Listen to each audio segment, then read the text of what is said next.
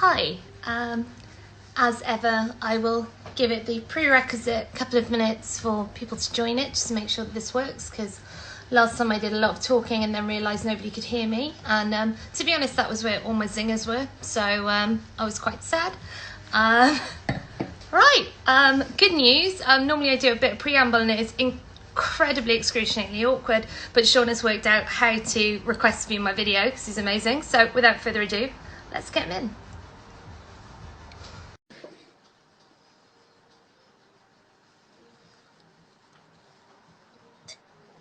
We are connecting, everybody. Hi! Hello. How you doing? I'm very well, thank you. Is this working? Yes, I think so. It's working for me anyway, so if it's not working for anyone else, we'll just chat. Yes, that's fine. How are you? Where are you going? I have to, my Wi-Fi is terrible and I don't have 4G where my house is, so I've had to go for a walk. Brilliant. Okay, Yes. cool. You're taking us on a tour. Obviously, Yes. This is your government-sanctioned exercise time. Exactly. 2 in 1, a chat show and a walk. Wow. I'm an incredible, I don't live here, I've walked here. I'm in this incredibly rich part of West London called Holland Park Villas. Oh. And every house is a mansion. It's insane. Look. Can you see that? It's pretty premium. Incredible. And Well, you're just anyway, walking around talking to yourself. I'm pretending I live here. This is like my hood. Yeah, just hello, Charles. Is this you sort of double bluffing, saying look at all these mansions, but secretly humble bragging that you live there, or? I have a one-bedroom tourism? flat. I have a one-bedroom flat in Shepherd's Bush. I do not live here. People keep talking about the background of mine when I'm on Zoom calls. They're like, it looks amazing. I'm like, no, this is literally it. This is my whole house. Like, it looks nice, but It's very nice. It has a lot of light. yes, that is what I go for Instagram purposes, obviously. Yes. We've not met, have we? No, we haven't. Not No. yet, but we have now. No. So that's hello. Yeah, we're going on a walk together. This is a bold first meeting. Yes. So how's the comedy going? Well, it's a bit quiet, isn't it? Yes. Yes, I don't it know about is. you. Yes. Yes, but I Open mic enjoy. pretty much dried up. What's the open mic circuit like nowadays? I've not been on the open mic circuit in quite a long time now. So what's that like? It's extraordinary. I've got into it quite late because I'm 35, and this was basically a New Year's resolution that's escalated beyond all good. Yeah, I did it to try and get over fear of public speaking. So I did a stand-up course with Lynn Parker from Funny Women, and then I got a bit of a taste for it, and then it sort of started costing me time and money, and yeah. Yeah, well, it'll cost you a lot more than that. It started ruining my life basically a few months in. I was like, I haven't got time to do anything else. I've become really annoying as well. I'll be like the kettle in the office, and I'll say something, and people are like, "You trying material on me?" I'm like, maybe. Was it good? Was it funny? Did you like it? Like, just insufferable. Yeah. And I don't know if these gigs existed for you. Where you have to bring a hostage in order to perform. Was that a thing when you were starting out? No, that wasn't a thing. You have to bring audience members to be allowed to be on the gig. This is correct. Yeah, if you don't bring somebody, you can't perform. And they like it if that person buys drinks as well. So you're like, hey, do you want to go out on Monday? Because it's always like a Monday or Tuesday. Wow. See something that is likely to be extraordinarily awful if you don't even like comedy. Pay for it and then get absolutely shaken down at the bucket at the end. Does that sound like something you want to do, guys? Well, no? the thing is about the I for quite a while would frequent the comedy store King Gong. Have you done that? No, I'm too cowardly and not good enough. So don't do it. I never did it. I don't think I wouldn't recommend it. It's not for me. It's a bit extreme. It's very extreme. But there's something so at that level of comedy where people haven't, they haven't mastered the art. They haven't honed what it is that they do. There's such a purity that you don't get after a certain amount of time. I love that when you watch these brand new comedians, that what you're watching is their complete instinctual interpretation of what funny is. Like, that's absolutely amazing. It's so pure and unlearned. It's fun. I love it. It's fantastic. It's really supportive, though, I've got to say. It's probably one of the most supportive little communities I've been part of, which I didn't expect, because PR is my day job, and it's not true of the marketing industry. So, PR's your day? PR? Fucking it's hell. not finance, though. I Nothing could have. glamorous. Oh, No Holland right. Park for me. Okay. I was going to say, I could have done with you about a year and a half ago. Well, I can, if you bring out a financial services product or want to sell a car, Okay. I can do that. That other thing, well, I don't think anyone's got the money for that. No, I certainly didn't. So I saw your video last week where you were imploring your agent to get you on Love Island. Would you do it if they asked you? Well, have you learned your lesson about reality TV? Believe me, I've learnt my lesson. Absolutely, imagine. You brought it up yourself. Imagine being on Love Island. No, absolutely not. I think it'd be great. I can't even watch it. I watched a few. What I try to do is you find out what everyone's watching, and then I sort of have a look at it and try and form an opinion quickly so that I don't have to continue watching it. I was going to say, so you made a joke without even watching it, but no, you've done your homework, so that's all right. You're not one of those people that don't read the article and then go and bitch at the writer.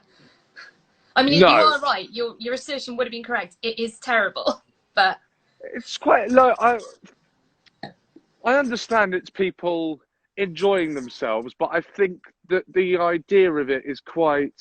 I find quite ugly is you get people who are physically sort of, these elite bodies, and then they go on and it's all about everyone. What is it about? Oh, it's about coupling. Yeah. And I don't know. Oh. Sort of almost everything wrong about the world all in a show. Yeah, it's just good, but the thing is, it's just mindless, isn't it? It's like a screensaver for your mind. It's like the Big Brother of now, where you just watch people make really small things into really big things, and you feel better about your life. Yes, I know. I would, yeah, absolutely. I just found, but then what? The problem with it, of course, is that and it's sort of contradictory when you're in the entertainment or the arts or whatever it is, or show business. But it feels the problem with it is what's so ugly about it is it's this jump at fame, isn't it? It's like this, and it's not about, I suppose, it's not like you're watching talent. It's not like you're watching a footballer or an actor or something, or a singer. It's just... It's you being you, and if people don't like it, where do you go from there? Like, if you go and you think, I'm amazing, people are going to fall in love with me, and then they don't, like, what have you got left? They're really beautiful people, but a lot of them they're not classic intellectuals, so... Well, one of them was a doctor, wasn't he? But he still managed to get really, really sunburned. Dr. Alex, that's got to be page one. It's quite weird. It must be quite weird, I find, when you've been on something like Love Island as a doctor, and then one day he's your doctor, and you're thinking, I've seen you get pied. Pied. That's the word I was looking for. I've seen you get pied. I don't want to know that my doctor gets pied. I want to think that my doctor just lives in that little GP room and he goes to sleep on that bed and on the side. He reads the books all night. Reads all the books and studies the skeleton over and over again. I don't want to know that my doctor's out on the fucking pull. No, as far as I'm concerned, they're just smooth like Barbie and Action Man. There's nothing down there. They exist for my health. Exactly. It's not right. It's a credibility thing, isn't it? Yeah. So because that is one of my questions on my sheet that I've written down, actually. Oh, very professional. Well, I didn't write it. My husband Oh, did, because I okay. wrote the note on my phone, and just before I dialed in, realised that ain't going to work because you're on the phone. So my glamorous assistant has done it for me. And that was one of the things I was going to ask you, because I sort of fell in love with you and your sort of style of comedy years and years ago. The stuff you did about hangovers, I thought you could have written for me. Because I am the person at the bar on a Tuesday night going, we could have Jaeger bombs. It's me, but it's loads of people, isn't it? That's still you. No, it's not Jaeger bombs now. We've moved on. No. It's Coffee Patron. Oh, fucking hell! Coffee Patron. Yeah, I forgot about that. You might feel like hell, but you will get up in the morning because you will not have slept. That is how that works. Oh my God, Coffee Patron! I forgot about that. Yeah. One of my friends refused to drink it by pouring it on the floor once, and it cost me £9, and I've never forgiven them. And it's like, it was years ago. I'm still thinking about it. Like, the Coffee Patron cost you £9. Yeah. My East God. London, see? East London. East London. Right, very cool. Yeah. So yeah, how much of it is you? How much of your sort of persona is you? Well, that in particular, that Jaegerbomb routine, I think was written when I was 24, 10 years ago. I work in PR. I'm never growing old. Yeah. Yeah, so I wrote that 10 years ago, and obviously at that time, pretty much, I was in my mid-20s, so all I was doing was drinking in my spare time, and so that was very. I mean, yes, it's all me really, but you just chop out all the stuff that you don't find funny. So it's not that I think that's to be clear, is it's not the whole you. Do you know what I mean? But but what you are showing is you. But there's more. Hopefully there was. Actually, at 24, there really wasn't much more to me than just getting shit faced. But it was funny. I did a sort of online gig thing where the viewers wanted to see what was in my fridge, and I had spilt some almond milk, and someone, what did they do? Someone then tweeted me a clip of some stand-up that was a few years old, and where I was making a joke about the sort of person that would drink almond milk. And it sort of looked like I was like the whole persona. A sophisticated callback. I know. So it looked like the persona was a sort of lie and it was a fad, but it wasn't. That was my attitude at the time, and then I sort of realised that I could probably live without this liquid, because I'm quite nasally, and so dairy makes me more nasally. So I try and avoid dairy if I can. I too am impacted by dairy, but not in a way we need to discuss here. The nasal. Okay, fine. It will come out though. This is the thing, because everything now becomes funny, the dairy? Isn't it? When bad things happen to you, it used to be, oh, this bad things happen to me. Now I do comedy, I'm like, that is terrible, but I reckon I could get a laugh out of it. Like, the amount of sharing I'm doing these days is extraordinary. Like, I have no shame. No shame at all. You got no shame? No. I did the Comedy Virgins competition, and I'd ripped my tights, and I started with a joke about it, and I showed the audience at the end to try and win a cheap point to get me into semi-finals. Oh, very nice. A single arse cheek. I showed the Cavendish in Stockwell. Just the one. An arse cheek? Yeah. Oh my God. I know. The will to win was strong in me that night. It would have been awful if you'd shown your arse cheek and then had loads of walkouts, wouldn't it? That would have been a bad night, wouldn't it? That would have been horrific for the self-esteem. Where's everybody going? Yeah. It's okay, because I could have written an article about being like no platforms for not having a perfect Love Island arse. Sold it into the Guardian. Yes. Instant fame. Yes, there you go. Yes, yeah, go the other way. PR. No, I'm not going to bother. I was going to say, like, what about hate? This is terrible, but it's just a thought.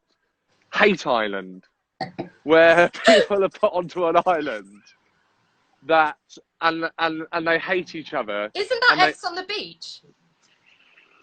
Is that what that is? I think maybe I should watch that. It's like Maybe Love I should Island, watch and then that. they bring in exes and see what happens. When Big Brother went to Channel 5, that it was a bit like that. We love to see it.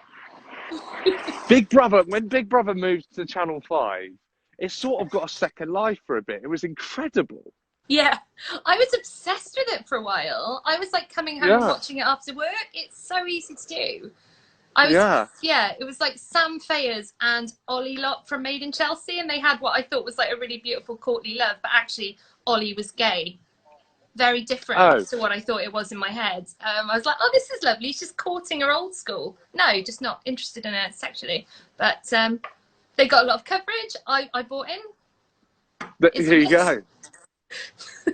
Every day I went home to watch that unfolding. Oh, they're holding hands in the tent that they've made. So you're a